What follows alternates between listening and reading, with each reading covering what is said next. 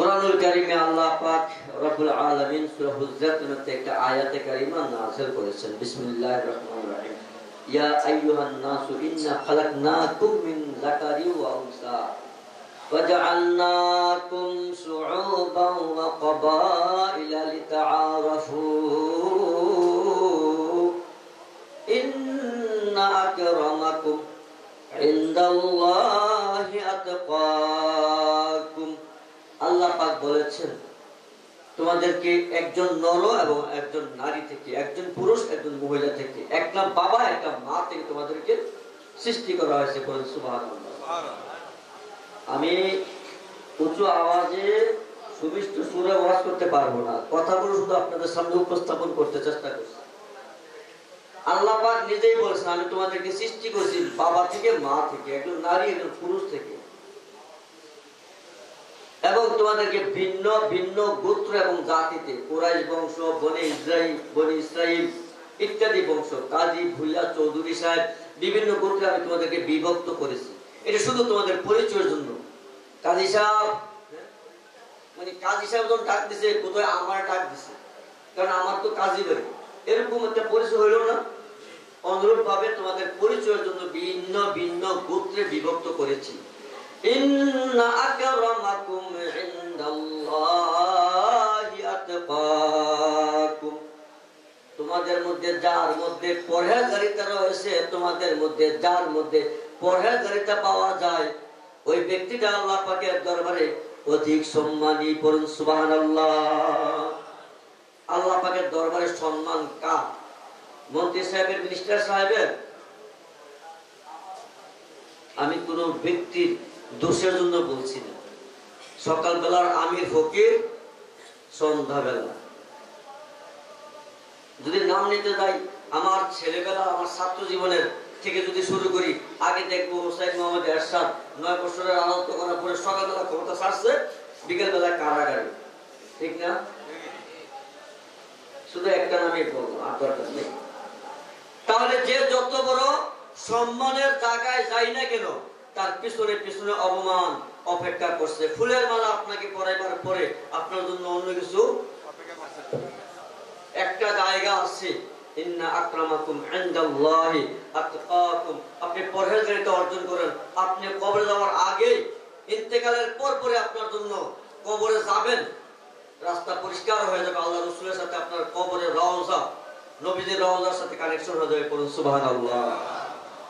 মন্ত্রী যেমন ঢাকা থেকে রওনা করলে বুরসুন আসবে, কুমিল্লা থেকে বুরসুন পর্যন্ত 50টা গেট, আর ঢাকা থেকে কুমিল্লা পর্যন্ত চান্দিনা, মেঘনা, ময়নামতি মিলিয়া যতটা হয় অনেকগুলো গেট হবে, কারণ একজন মন্ত্রী আসতেছে। একজন পরহেজগার ব্যক্তি যদি আখিরাতের পথে, কবরের পথে রওনা করে, ইন্তেকালের সময় তার জন্য সুব্যবস্থা থাকে। আল্লাহ পাক বলেছেন ইয়া আইয়াতুহান নাফসুল মুতমাইন্না। হে নফস মুতমাইন্না, হে ভালো আত্মা, তুমি বেরিয়ে আসো। প্রেসার দেওয়া হবে না, টেনে হেসে বের করা হবে না, বলবে তুমি বেরিয়ে আসো। আর হাদিস শরীফে রয়েছে এই আত্মাটা বের হওয়ার আগেই ফেরেশতারা তার কাছে আগমন করবে বেহেশত থেকে সুগন্ধি কাপড় নিয়ে, যে কাপড়টা সামনে ধরলে প্রাণটা সুগন্ধের জন্য দেহরাজ্য থেকে আস্তে আস্তে বেরিয়ে আসবে। বলুন সুবহানাল্লাহ। এই পরহেজগার ব্যক্তির সাথে ইন্তেকাল সময় সুব্যবহার, সুন্দর আচরণ করা হবে। কবরে তাকে রাখা হলে সুন্দর আচরণ করা হবে। কবরের মধ্যে ওই পরহেজগার ব্যক্তি যখন পৌঁছবে, ফেরেশতারা আসবে, জিজ্ঞাসা করবে মান রাব্বুকা, আর ওই মুদ্দার বলবে, ওই কবরের সেই পরহেজগার ব্যক্তি বলবে থামো থামো, আসরের নামাজের সময় যায়, সূর্য লাল হয়ে গেছে, বসো, ওযু করি, নামাজ পড়ি, এরপরে তোমার প্রশ্নের উত্তর দিব। বলুন সুবহানাল্লাহ। দাম কার? পরহেজগার ব্যক্তি। আমরা কি পরহেজগার হতে চাই কি চাই না? এখন পরহেজগার যদি হতে চাই, আমাকে মুনাফিকি ছাড়তে হবে, গীবতের অভ্যাস ছাড়তে হবে, দুজনের মধ্যে ঝগড়া লাগাবার মতো সুকুল করে অভ্যাস ছাড়তে হবে। দুজনে বন্ধুত্ব আছে, আমি মাধ্যমে ঢুকতে চাই, দুজনের মধ্যে ফাটল ধরাইতে চাই, কিছু মিথ্যা যোগ করে দুজনের মধ্যে, মহব্বতের মধ্যে ফাটল ধরাইতে চাই, সেই অভ্যাস যদি কারো থাকে আমার ছাড়তে হবে না? কি বলেন, ছাড়তে হবে না? আমি আমার কাঠের পুতুলটাকে বার্নিশ করে সাজে বাজারে তুলে দিলে এটা ভালো দামে বিক্রি করা যায়। মাটির পুতুল সুন্দর রং করলে ভালো দামে বিক্রি করা যায়। আমার মতো একজন গুণাগার মানুষকে যদি আমি পরহেজগার বানাইতে পারি, তার দাম কি বাড়বো না কমবো? বাড়বো না? আমি কি দামি হতে চাই না সস্তা হতে চাই? এটা দরবার শরীফের মাহফিল, আমরা দরবার শরীফে এসেছি।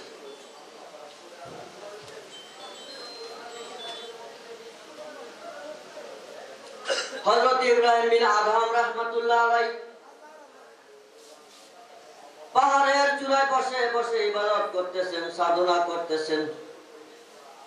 অন্য একজন সাধক ঘুরতে ঘুরতে পাহাড়ের উপরে গেলেন, দেখা হয়ে গেল ইব্রাহিম আদমের সাথে। জিজ্ঞেস করলো, ও পাগল, তুমি সাধনা করেছ, তোমার সাধনা আল্লাহ পাক কবুল করেছেন, তার প্রমাণ কি? ইব্রাহিম বিন আদহাম রাহমাতুল্লাহ আলাইহি বললেন, তুমি সাধনা করার পরে